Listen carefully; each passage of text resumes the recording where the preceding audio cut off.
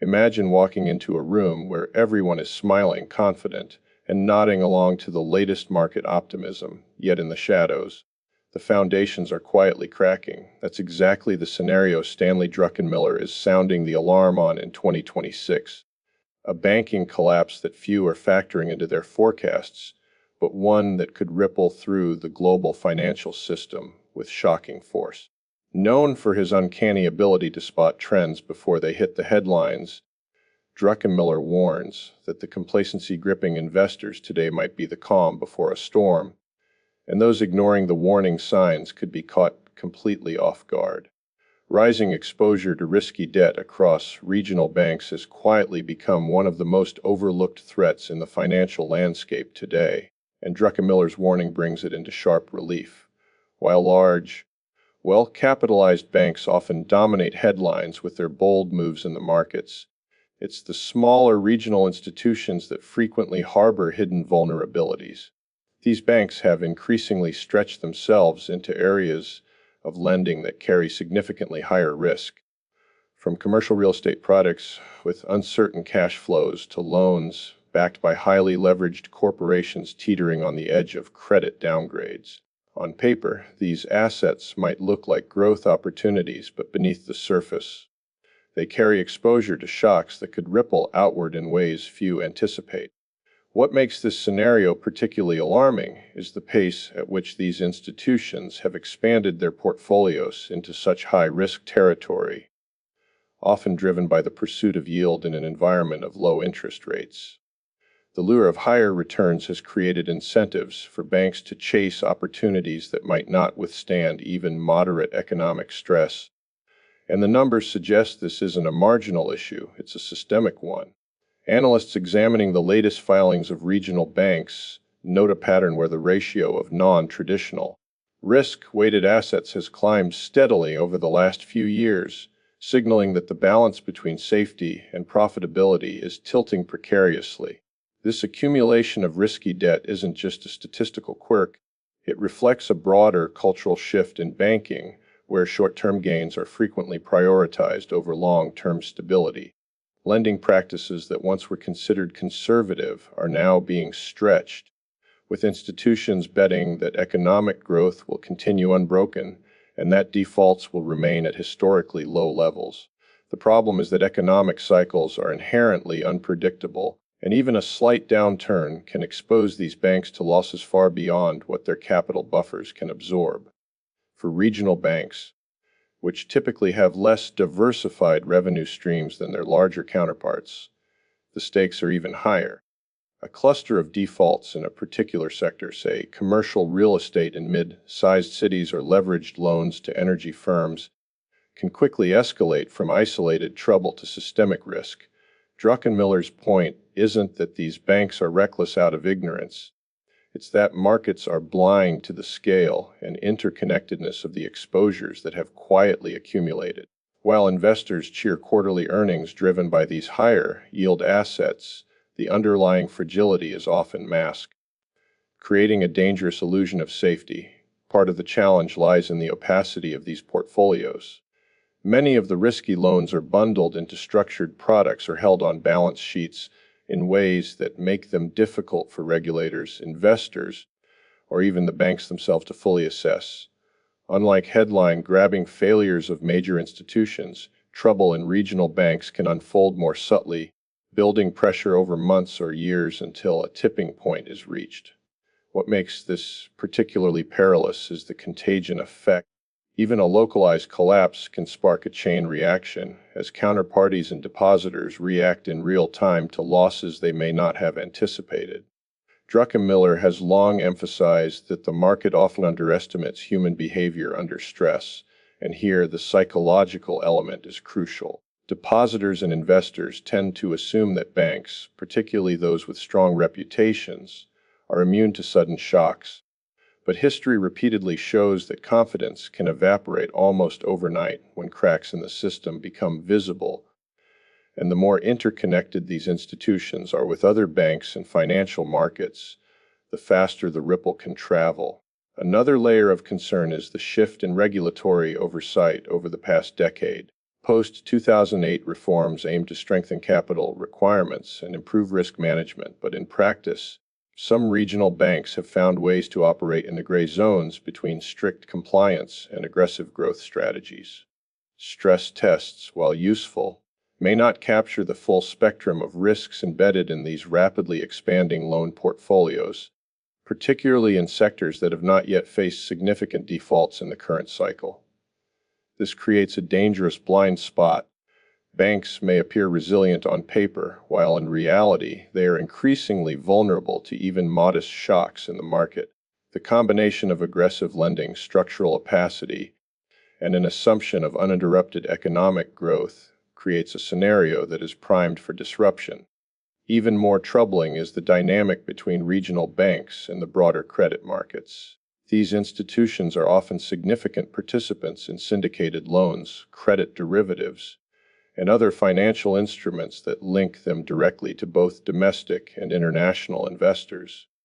A problem in one bank's portfolio doesn't remain isolated. It propagates through networks of financial contracts, mutual funds, pension funds, and insurance companies, amplifying the initial shock. Investors who assume that risk is contained within a single institution could be blindsided as losses propagate through the system, undermining confidence across multiple layers of the financial ecosystem. Druckenmiller's insight is that while the headlines focus on large banks, these quieter players are the ones quietly building exposures that can ultimately trigger widespread disruption. Compounding the issue is the general market complacency toward risk. For years, low volatility and steady economic growth have created an environment where investors assume that the status quo will persist indefinitely. In such conditions, risky assets appear safer than they are, and banks can continue accumulating them without the scrutiny that might come in a more turbulent environment. Yet history demonstrates that markets often misprice risk precisely when it matters most. The combination of rising exposure to risky debt, optimistic assumptions about economic stability, and the limited capacity of regional banks to absorb forms a perfect storm that could catch both investors and institutions off guard. This accumulation of risk isn't theoretical, it's measurable, structural, and escalating. And Druckenmiller's warning serves as a stark reminder that beneath the calm of everyday market optimism, vulnerabilities are quietly building, waiting for the moment when a single misstep could ignite a chain reaction across the financial system.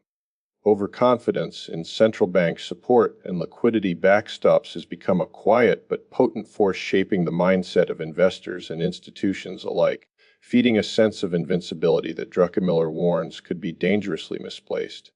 For years, central banks around the world have acted as the ultimate safety net, flooding markets with liquidity, lowering interest rates, and stepping in decisively whenever a crisis loomed. These interventions, while effective in stabilizing immediate turmoil, have fostered a mindset that no loss is truly permanent and no bank can fail for long. The assumption that the federal central banks will always intervene to prevent disaster has seeped into every corner of the financial system, influencing lending practices, risk appetites, and even the pricing of assets. Investors and banks increasingly treat these backstops as guarantees rather than tools of crisis management, creating moral hazard on a scale few fully appreciate. Druckenmiller's cautionary tone stems from an acute understanding of how fragile this reliance can be. If confidence in central bank support ever falters, the consequences could cascade with unprecedented speed. This overconfidence manifests in multiple ways. Banks, for instance, are willing to extend credit far more aggressively, assuming that central banks will provide emergency liquidity should defaults rise or funding markets seize up. Leveraged funds and institutional investors adopt similar assumptions, pricing risk at levels that ignore the possibility of a sudden withdrawal of support. Even the valuation of seemingly stable assets, from long-dated bonds to complex derivatives, is heavily influenced by the belief that central banks will remain committed to stabilizing markets, regardless of the underlying economic fundamentals. The danger here is subtle but profound. When risk is systematically underpriced due to expectations of intervention, market participants are lulled into complacency, and vulnerabilities accumulate quietly beneath the surface. What makes this scenario particularly alarming is that central bank credibility, while historically robust, is not unshakable. Policy errors, unexpected inflationary pressures, geopolitical shocks, or internal disagreements can all constrain the ability of central banks to act, and any hint that support may be delayed or limited can trigger a sudden reassessment of risk, spurring rapid withdrawals and a liquidity crunch. The psychological dimension of over-reliance on central bank intervention is equally significant. Market participants often interpret the absence of immediate pain as proof that the system is stable, reinforcing their belief in perpetual support. This creates a feedback loop. The more investors assume central banks will backstop markets, the more aggressively they take on risk, and the greater the potential for instability if those assumptions are tested. Druckenmiller has consistently highlighted that crises often arrive not from overt shocks, but from the unraveling of confidence built on untested assumptions. In this case, the assumption that central banks can always stabilize markets underpins both lending behavior and investment strategies, effectively disguising the scale of systemic exposure. The higher the perceived safety net, the greater the accumulation of leverage and risk, and the more catastrophic the unwinding could be if the perception changes abruptly. Another factor exacerbating the issue is the evolving nature of monetary policy tools. Over the past decade, central banks have relied on increasingly unconventional mechanisms, quantitative easing, targeted lending programs, and forward guidance to maintain liquidity and support asset prices. While these tools have been effective in past episodes, they are not without limits. The sheer scale and complexity of modern financial markets mean that the interventions required to stabilize one sector may not be sufficient to prevent contagion in another. Regional banks and smaller institutions, in particular, may find themselves exposed to funding shocks that exceed the scope of available backstops. The assumption that central banks can always provide a tailored solution for every market dislocation ignores the operational and strategic constraints these institutions face. Druckenmiller's concern is that the blind faith in intervention can create an illusion of security, encouraging risk-taking in areas that are poorly understood or inadequately capitalized. This overconfidence also interacts dangerously with market liquidity. Investors assume that central banks will step in to prevent sharp declines, which reduces caution and encourages positions that are heavily leveraged or concentrated in a narrow set of assets. The result is a fragile market structure where liquidity appears abundant in calm conditions but can evaporate almost instantly under stress. When everyone believes that central banks will act, they are less prepared for the scenario in which the response is slower, insufficient, or constrained by political considerations. Even a minor shock can quickly lead into a full-blown liquidity crisis if market participants rush simultaneously to unwind positions, seeking the very safety they assumed was guaranteed. The interconnectedness of global markets amplifies this risk, as sudden changes in confidence or perceived central bank commitment can propagate across regions and asset classes at lightning speed. The faith in central bank omnipotence also impacts risk management strategies across the financial ecosystem. Banks and funds may underweight stress testing for extreme scenarios, relying instead on the assumption that support will be available. Portfolios that appear well diversified in ordinary conditions may be highly vulnerable in a sudden liquidity freeze, and insurers or counterparties can be drawn into the fallout, creating a chain reaction that spreads far beyond the initial point of failure. Druckenmiller emphasizes that markets often misinterpret stability as invulnerability. The longer the period of calm, the greater the shock when reality diverges from expectation. This overconfidence in central bank support is not merely a theoretical concern, it shapes behavior, pricing, and exposure in tangible ways. As institutions continue to operate underneath the intervention is automatic and limitless, risk accumulates quietly, invisibly, and dangerously. The illusion of safety masks structural fragility, and when that illusion is eventually tested, the resulting turbulence could dwarf anything anticipated by conventional models. Hidden leverage in balance sheets, underestimated by markets, has quietly become one of the most dangerous blind spots in the financial system, and Druckenmiller's warning in 2026 shines a harsh light on just how precarious this situation has grown. On the surface, many banks appear well capitalized and liquid, presenting strong ratios that reassure investors and regulators alike.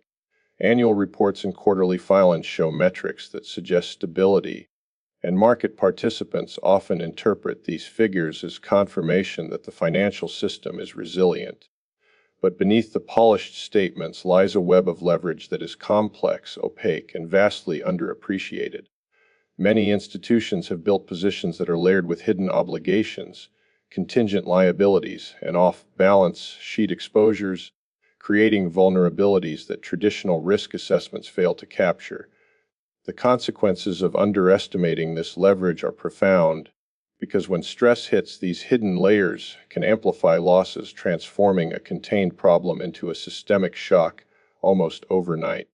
The nature of this leverage is multifaceted. Banks, particularly regional and mid-sized institutions, have increasingly relied on derivative instruments and repurchase agreements and other structured products to enhance returns or manage perceived risk.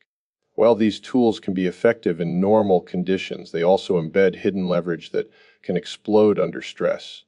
For example, a slight decline in the value of underlying assets can trigger margin calls, forced liquidations, and cascading losses that ripple across interconnected institutions. These exposures are often difficult to quantify, and many investors either overlook them or assume that regulatory frameworks have already mitigated the risk. Druckenmiller emphasizes that this assumption is dangerously flawed. Risk is only truly managed when it is fully understood, not merely disclosed in footnotes or abstracted in complex models. Off-balance sheet items further complicate the picture. Special purpose vehicles, securitized debt, and contingent guarantees can all create leverage that does not appear in headline capital ratios, but is fully real in terms of potential obligations. These instruments often rely on a chain of assumptions about repayment, collateral, and liquidity that can unravel quickly if economic conditions shift even slightly. A portfolio that seems secure under stress testing scenarios may, in reality, be exposed to a combination of factors that regulators and markets fail to anticipate. The reliance on assumptions about low volatility and uninterrupted economic growth is particularly perilous. Investors see stability, and banks see opportunity, but both are ignoring the fact that hidden leverage acts as a force multiplier during periods of stress, magnifying shocks that might otherwise be manageable. Market participants' misunderstanding of leverage is compounded by the way risk is priced. Many investors rely heavily on credit ratings, capital ratios, and historical volatility to assess safety, often assuming that these metrics capture the full scope of potential losses. Yet hidden leverage defies these simplistic assessments. Two banks may appear equally strong on paper, but the one with significant off-balance sheet obligations, layered derivatives, and concentrated exposures is far more vulnerable than the other. Druckenmiller's insight is that markets often miss stability for actual resilience, and this misperception allows risk to accumulate quietly, creating conditions for a shock that is sudden, violent, and unanticipated. The interconnectedness of modern financial institutions makes hidden leverage even more dangerous. Banks and funds are linked through lending, counterparty agreements, and derivative positions. When one institution experiences stress, the effects are transmitted almost instantaneously across this network. Hidden leverage turns small cracks into large fissures, because losses at one node can force forced liquidations, margin calls, and credit contractions elsewhere. The market's failure to account for this interconnected risk is a central concern for Druckenmiller, who has long warned that the financial system is only as strong as its weakest link. When leverage is hidden, identifying that weak link becomes nearly impossible until the damage is already underway. Another dimension of hidden leverage is the reliance on short-term funding. Many institutions finance long-term, illiquid assets with short-term borrowing that can be recalled with little notice. On the surface, balance sheets may appear robust, but the moment liquidity providers hesitate or withdraw, these positions can implode, creating a rapid and severe funding crisis. The assumption that markets will continue to provide funding without interruption is one of the most dangerous myths in modern banking. Druckenmiller's warning is that when confidence falters, even small shocks can trigger liquidity spirals that overwhelm institutions, forcing fire sales and cascading defaults that no conventional risk model predicts. Hidden leverage also interacts dangerously with investor psychology. The more opaque the obligations, the greater the reliance on trust and the less informed the decision-making process. Investors assume banks are being conservative and fully capitalized, and banks assume that investors do not demand a granular understanding of off-balance sheet commitments. This creates a feedback loop where perceived stability masks growing fragility, and the longer the illusion persists, the more catastrophic the eventual shock. Druckenmiller's 2026 warning underscores the urgency of recognizing that leverage is not just a balance sheet metric, but a structural reality that can magnify every market movement, turning moderate volatility into systemic instability. Even regulatory oversight struggles to fully capture hidden leverage. Stress tests, capital adequacy ratios, and liquidity coverage requirements often focus on visible exposures and traditional lending practices, leaving gaps in the assessment of derivative positions, structured products, and contingent liabilities. The result is a system where leverage is growing faster than scrutiny, and risk is accumulating faster than understanding. Investors, banks, and regulators alike may believe the system is robust, but in truth, hidden leverage has quietly expanded, creating conditions where a misstep or market shock could cascade into a full-scale banking crisis that few are prepared to confront. Weakening depositor confidence and potential bank runs have always been the silent accelerants of financial crises, and Druckenmiller's 2026 warning emphasizes just how perilous this dynamic has become in today's banking environment. Banks may appear sound on paper, with seemingly robust capital ratios, strong earnings, and healthy liquidity, but confidence is intangible, fragile, and easily shaken. Depositor behavior can pivot abruptly, especially in an era where instant information spreads across social media, news outlets, and financial platforms in real time. What once might have taken weeks or months to unfold can now cascade in hours or even minutes, making confidence not just a psychological factor but a tangible force capable of triggering systemic stress. Druckenmiller's concern is that while analysts focus on balance sheets, lending practices, and regulatory compliance, the most volatile variable often goes unexamined: the human element of trust. When that trust erodes, even the strongest financial institution can experience liquidity pressures that transform minor vulnerabilities into full-blown crises. The mechanisms behind this erosion are both subtle and insidious. Depositors today are more sophisticated, but also more reactive, with access to unprecedented amounts of financial information. Rumors of asset quality issues, margin pressures, or exposure to troubled sectors can spread faster than banks can respond, and perception often outweighs reality. In a system where liquidity is managed assuming rational depositor behavior, sudden mass withdrawals can create immediate cash flow challenges, forcing banks to liquidate assets, sometimes at steep losses. The very act of trying to cover withdrawals can compound the problem, creating a self-reinforcing cycle of panic. Druckenmiller has long highlighted that often underestimate the speed at which psychological triggers can translate into financial consequences, and depositor behavior is one of the clearest examples of this phenomenon. Regional banks, in particular, face heightened vulnerability. Unlike major institutions with diverse funding sources, large capital reserves, and direct access to central bank facilities, regional banks often rely heavily on deposits as their primary funding mechanism. A significant withdrawal by a subset of depositors can strain liquidity quickly, especially when combined with concentrated exposure to risky debt or leveraged positions. Even when banks maintain traditional capital ratios, these ratios assume a static environment. They do not account for the sudden and simultaneous behavior changes of thousands of depositors acting on fear or uncertainty. In this sense, confidence itself is a hidden form of capital. When it erodes, it can render traditional financial metrics misleading. Technology has amplified the speed and intensity of potential bank runs. Online banking, mobile transfers, and real-time reporting mean that a wave of withdrawals can occur across regions almost instantaneously.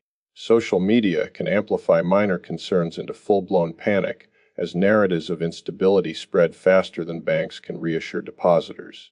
Even a single story questioning the solvency of a small but connected bank can spark reactions in other institutions. As depositors generalize fear across perceived risk networks, the interconnectivity of modern finance transforms local concerns into systemic risk, and Druckenmiller's warning highlights that markets often discount these human-driven, rapid-fire triggers because they are difficult to quantify in models.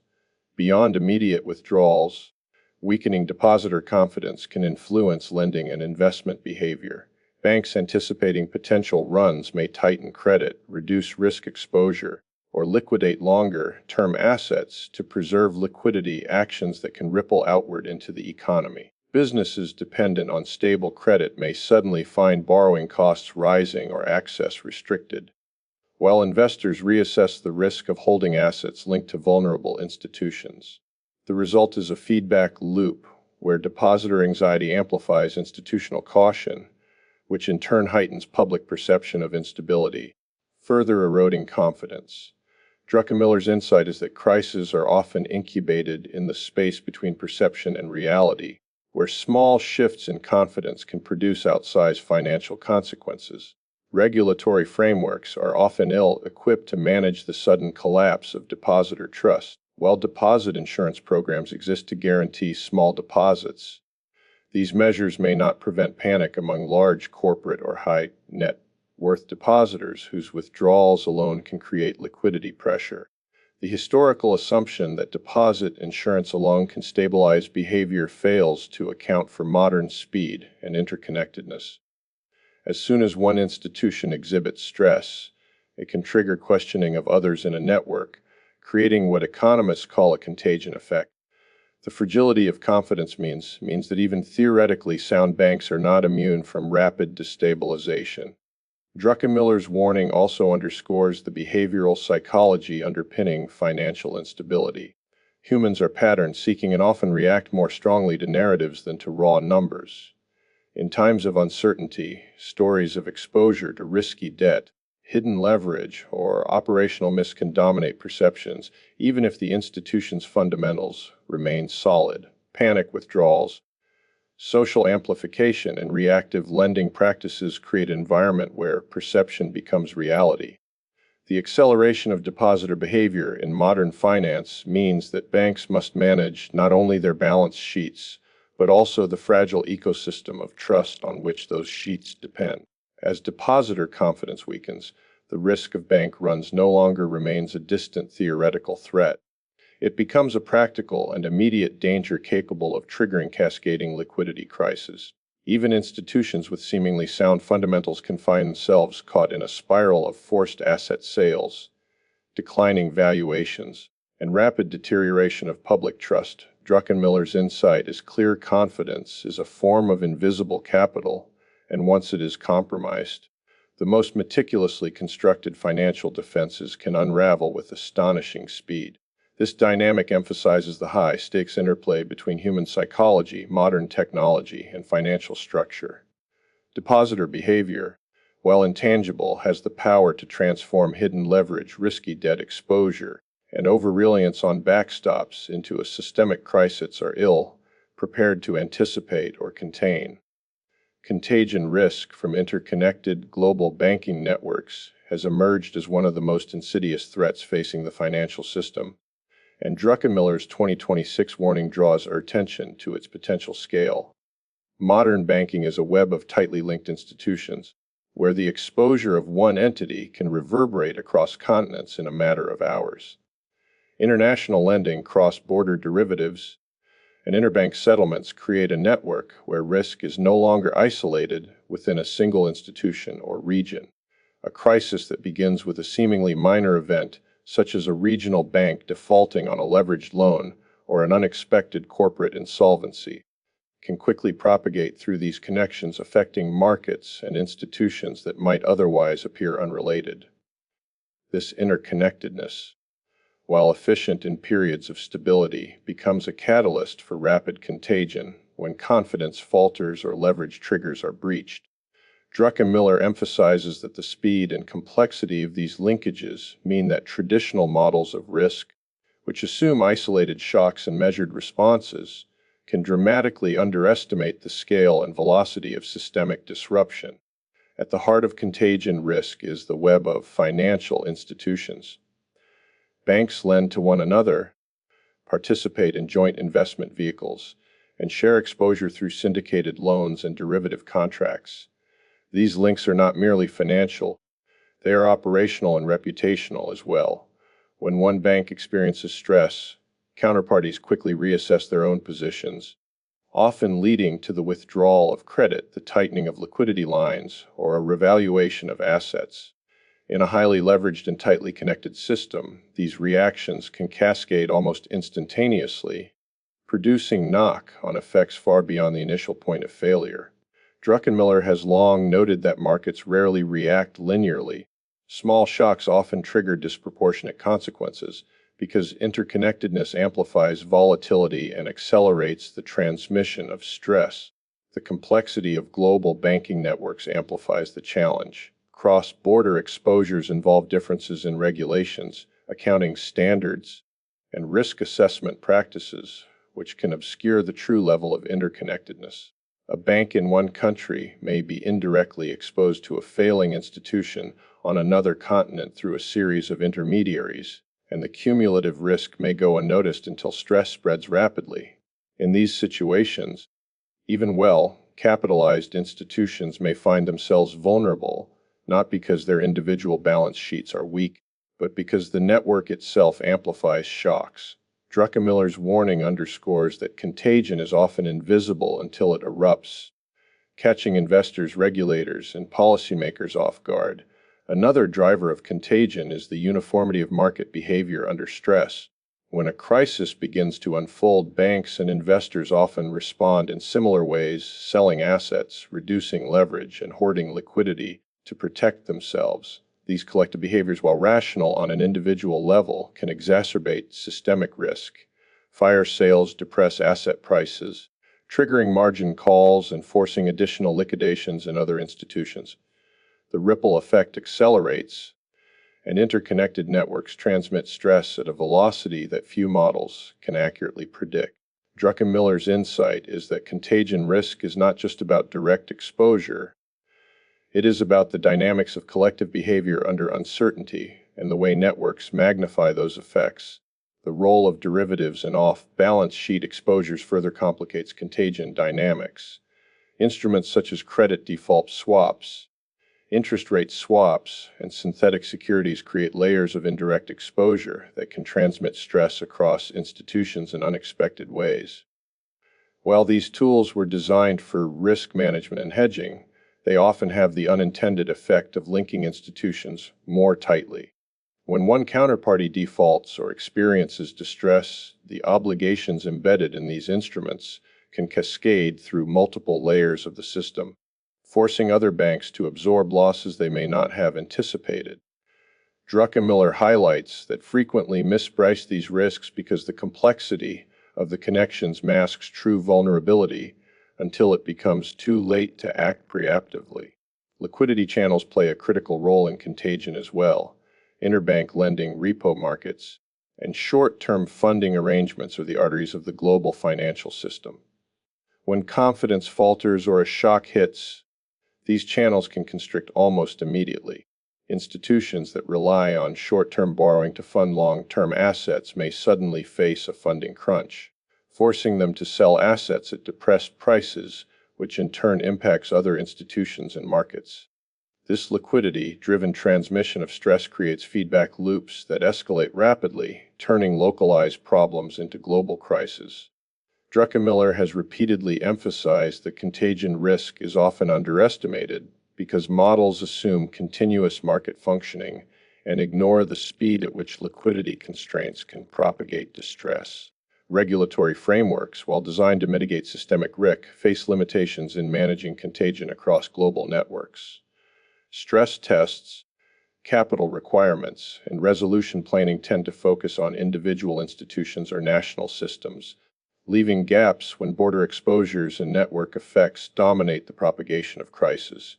Contagion exploits these gaps, and when multiple institutions are simultaneously stressed, coordinated interventions become challenging. The very interconnectedness that makes global banking efficient during calm periods becomes a liability during times of distress, amplifying both the scale and speed of market disruptions. Behavioral factors intensify contagion risk even further. Fear and uncertainty contrast faster than actual financial losses, prompting preemptive actions that worsen the situation. Depositors, investors, and counterparties may all act simultaneously based on perceptions of instability, triggering a chain reaction that accelerates contagion. Druckenmiller's warning is clear: contagion is as much about psychology and perception as it is about balance sheets and capital adequacy. The invisible threads connecting institutions can unravel at a moment's notice, and once that unraveling begins, the velocity and scope of the resulting crisis can exceed the expectations of even the most sophisticated risk models. In this tightly coupled global network, contagion risk is no longer theoretical. It is a latent force capable of transforming localized stress into system-wide turmoil. The combination of financial linkages, collective behaviors, complex derivatives, and liquidity dependencies creates a fragile lattice where shocks amplify rather than dissipate, setting the stage for crises that can spread across borders and asset classes with unprecedented speed. Markets pricing instability while systemic vulnerabilities grow represents one of the most dangerous illusions in modern finance, and Druckenmiller's 2026 warning underscores just how misleading appearances can be. Investors, analysts, and policymakers often rely on conventional indicators: interest rates, stock market indices, credit spreads, and regulatory filings to gauge the health of the financial system. On the surface, these metrics may suggest calm, confidence, and continuity, creating the perception that risks are contained and manageable.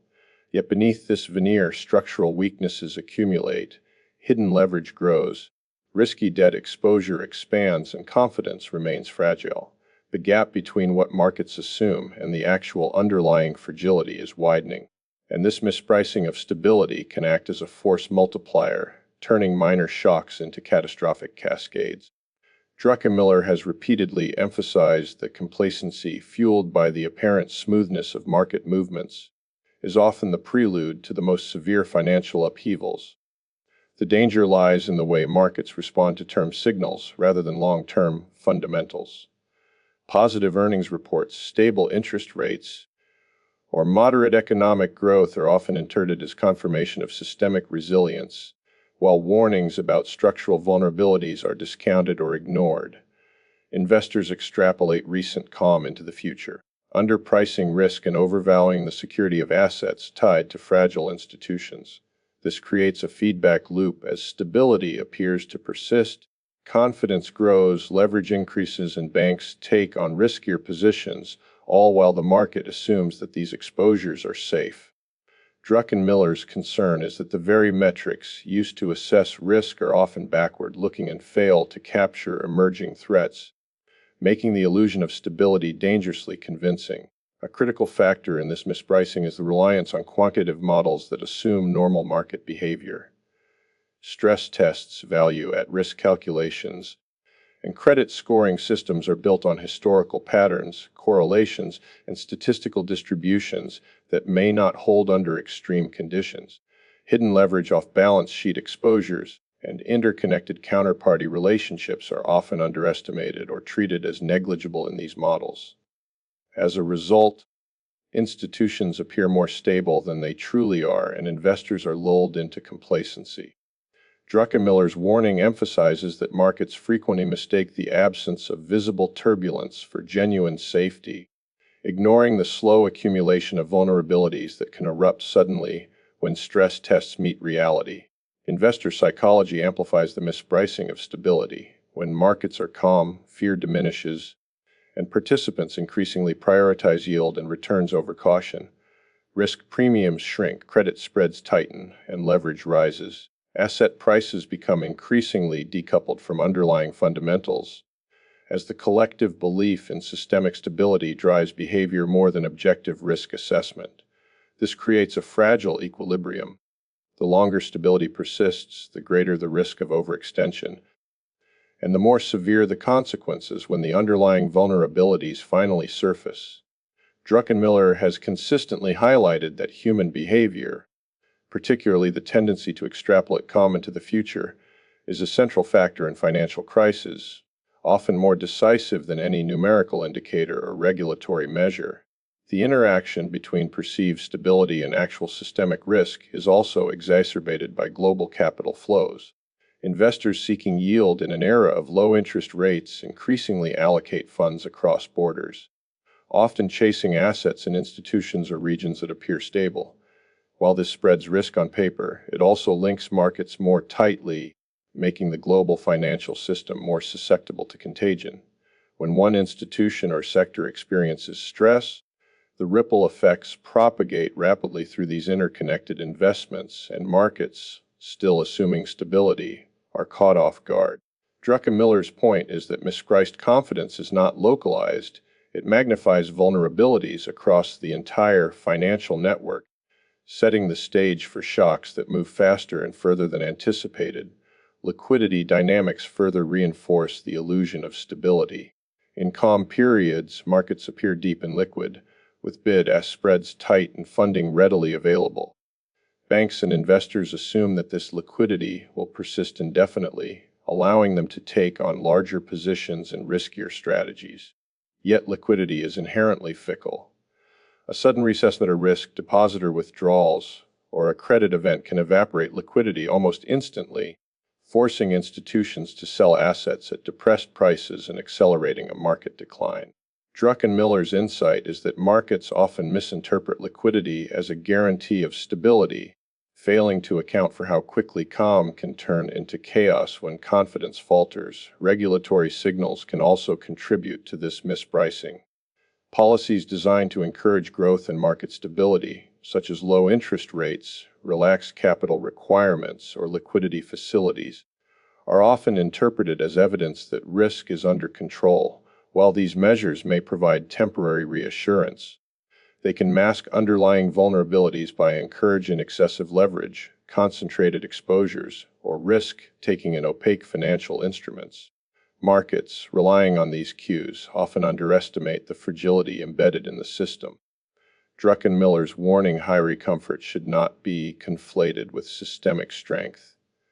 In fact, the very interventions intended to stabilize markets can inadvertently encourage behaviors that make the system more fragile over time. Ultimately, the danger of markets pricing in stability while vulnerabilities grow lies in the false sense of security it creates. Investors, institutions, and policymakers are lulled into assuming that the financial system is robust even as hidden leverage, risky debt, fragile confidence, and interconnected exposures quietly accumulate.